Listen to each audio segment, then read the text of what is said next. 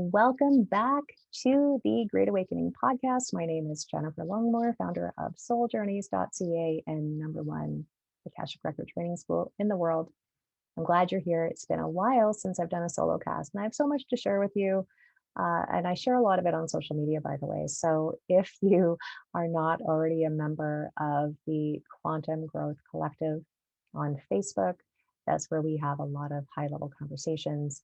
And even on my personal page on Facebook, of course, Instagram and other places. So feel free to connect with me there. But we definitely do a lot on the Facebooks, on the socials, and I would love to see you there. So today we are going to be talking about convenience over conviction, choosing convenience over conviction. I realized over the last 2+ years that many people were choosing convenience over their convictions. They had convictions, but their conveniences were actually more important than their convictions. And I just look at that through an energy of fascination, right? I'm not making it right or wrong. I know what my choices were. And my choice was to be a little bit inconvenienced in honoring my convictions, right? So for example, many of you know this, I didn't wear a mask. And so I would call places in advance, and I was very kind, and I would find out how they were going to be if I came into their establishment without a mask, and kind of where their position was on that. That's just an example. Um, and and everyone was cool, right?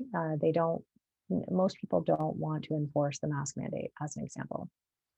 I know in most places we're kind of beyond that, but that's an example of that. So here we are. At the time I'm recording this, we're maybe 10 weeks or 12 weeks in my country, anyways, out of having masks mandated. And in fact, all of the mandates have been lifted. Mandates, by the way, just a scarier way of saying guideline, because guideline sounds too invitational. It sounds optional, right? So mandate sounds scarier. It's not a word we tend to use. And so for those people that are not awake to what's going on, they're more likely to comply, right?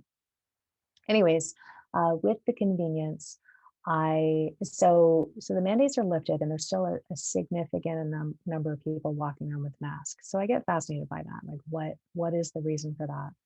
I'm just motivated to understand human behavior. That's kind of a thing that I've had my whole life, right? Watching people in malls when I was like 3 and 4 years old, just studying human behavior, right? Just being fascinated by why we do what we do, and how life shapes us, and so on.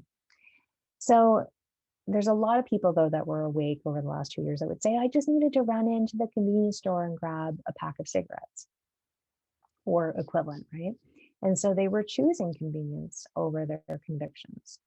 And there's a lot of reasons for that. In part, they really just didn't want to have to deal with people. And I get that, right? Sometimes you just don't have the energy to people, so to speak, right? Especially people that might come at you and get in your face or cause a scene or various things like that. But I got curious about, well, how did we get here? And we got here because we're programmed for convenience. And that can't be by accident. When I grew up, and I know this is going to date me, but I am a Gen Xer. I think most of you know that. And Gen Xers really navigated the last 2 years pretty decently, right? Because we had to learn how to entertain ourselves. We had to learn how to channel boredom into curiosity. We know how to entertain ourselves. We know how to be in our own company for really extended periods of time, as many people were latchkey kids and various things, right? And but when I was growing up, we didn't have answering machines, and all of a sudden we did, right? So we needed to be home to answer calls, right? There were certain times of day that everyone just kind of knew, if you want to be able to take calls and or you want to be able to get a hold of people, call during mealtime, call, on this window on the weekend, that kind of thing. Then we had answering machines come in. Then we had, and there's no accident why we have answering machines, right? And phones. And then we had microwaves being introduced, and we now know why microwaves were introduced, but that was a form of convenience. And it's not to say that it didn't do its job. Of course, it prepared meals way quicker than normal, and it fed the times, right? It fed the times of people, 2-parent families, for example, and other such situations where people were at work and they needed to feed their children and have the conveniences. Then, if you wanted to get money out of the bank, you had to actually go to the bank. And if the bank was closed, what do? There was no bank machines, and all of a sudden bank machines were created with cards, right? And unbeknownst to us, there's an element of tracking and so on attached to that, but still did its job, gave us convenience. So we started introducing convenience at that time, and then all of a sudden it just went on auto drive, right? And it really sped up to the point that we're so programmed for convenience that when this time arrived, and the controllers knew this time was arriving, of course, because it's always been a part of their plan, one of, and it's not the only thing, but one of their greatest assets was really programming us for convenience and having us be codependent almost on convenience, so that we were willing to tolerate way more. You think about how much people were willing to tolerate, how much they were willing to compromise their convictions for convenience, it's pretty astounding. And we do know that what's important to us gets priority. And this can be really crunchy for people because a lot of people don't want to acknowledge that their convenience was more of a priority to them than their convictions. That's okay, but then we also have to live with the cause and effect of that. So my invitation to you today is to look at, well, what is my priority? And I'm not even talking about convenience over conviction. But what I'm talking about is, what are your priorities, your true priorities? And is your life designed to support that? And if it's not, that's okay. This is just an invitation, right, to take a look at that. Knowing that each time we shift ourselves and each time we clear ourselves of this programming, because convenience is a program and it's also a hook. It's also a form of distraction.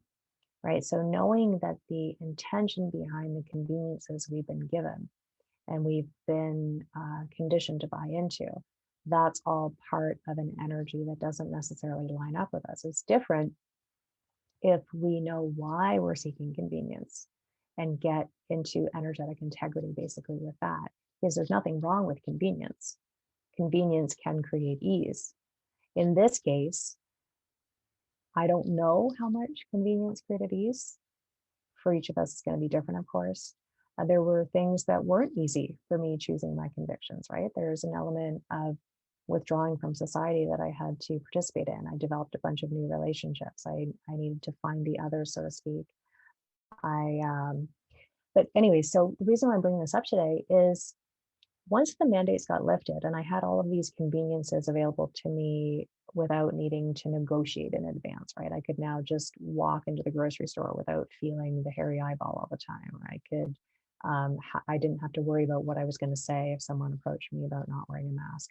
Those are all little things to me. I can deal with that, of course. But I had all of these conveniences available to me. And what I realized is that I wasn't really going to these places. Now, where I live, we have things like Home Depot and Walmart and stuff, that you may not have those in your country. These are all big box stores, tend to be where people want to go if they need to replace light bulbs, or they want to get some snacks, or like really anything, right? I had all these conveniences available to me, and but I've been deprogrammed from convenience, which was a pretty cool experience. I didn't realize that was even a program. So I can't even lean into convenience because it's out of my system. It allows me to make very different decisions because the programming is gone. Then I look at, well, what's actually important to me? I don't need to go and support Home Depot, especially because they were pretty shitty to a lot of people, right? And really a big part of ushering in this agenda. I definitely don't need to go to Walmart. I don't judge people for going there. I think most of us kind of know what Walmart's really about, right? So I really can't, it doesn't feel good to me to support that business. It doesn't mean I'm perfect, and it doesn't mean that I don't have to deal with institutions that are owned and part of the controller agenda, right? Like banks, we all are banking, presumably, right? Maybe you aren't, and that's awesome if you're not. But most of us are connected with banks, for example, and insurance companies and various things like that. We're driving vehicles that are created by companies that on some level are owned. So I don't know that we'll ever fully extract ourselves out of the system unless you truly decide that you're going to go and live off the grid, in which case you're probably not seeing this anyways, because you're in some beautiful rainforest, just living it up and enjoying mushrooms and like the monkeys and whatever. But with the convenience, I just got fascinated by how did I get to this place where I'm no longer programmed for convenience. I'm not taking advantage of things in the same way. In fact, I went to see a production, almost like a river dance kind of production, a few weeks ago, and about 50% of the audience was masked. It wasn't a requirement. You can, of course, surmise with me why people would be doing that when they're not mandated to do that anymore, especially wearing the denim one. Like, it's different if you're wearing an N95. I get it. I get who you are. That means you're deathly afraid of this thing. But if you're wearing like a denim mask, or, one of those medical masks that's literally got balls on it because you put it in and out of your pocket so much, then you're not wearing the mask because you actually believe it's doing anything for me or anyone else, right? But I realized that the world had changed, right? And my experience of that wasn't bad. I just was observing it like, wow, the culture feels different in the world now. And you're probably noticing that too. And then just last weekend, I went to Cirque du Soleil, and I went in with eyes wide open. I know who owns Cirque du Soleil, and I know that it's a form of distraction, and I can still appreciate the art form, right? So these are decisions that I make, and you might be feeling it too. This is really more of a contribution to my relationship. My partner, as you know, is on a very different page than me. And one of the things we should do is go out and just have fun all the time, right? Go to different productions and go to art galleries and go to, like, I don't know, just festivals and various things, right? And take in a lot of arts and culture. And that's been important to us. And that's something I haven't really done, or at least the arts and culture that is happening sort of out on the streets, right? I was taking it in different ways, and art books and so on. But we went, and again, about 50% of the audience was masked. It was really hot out that day, and I just thought, wow, like that's a lot, right? To be wearing that outside in this heat for several hours. But I found that I'm so deprogrammed from all of that, from the distraction and the conveniences that come from being able to go to things like that, that I left at intermission. And my preference and my priority was to be outside receiving the sun codes, and to be enjoying fresh air, and to be moving and walking along the waterfront and various things like that. And it doesn't mean that they're not a great performance, and I'm glad that we have these things available to us. It's just an interesting time, right, to be navigating this new era, because we really have, you're probably feeling it. Takes about 2 years, right, for us to be deprogrammed from the old era for the most part, and really programmed for this new era. And it's palpable. We can feel it in the world.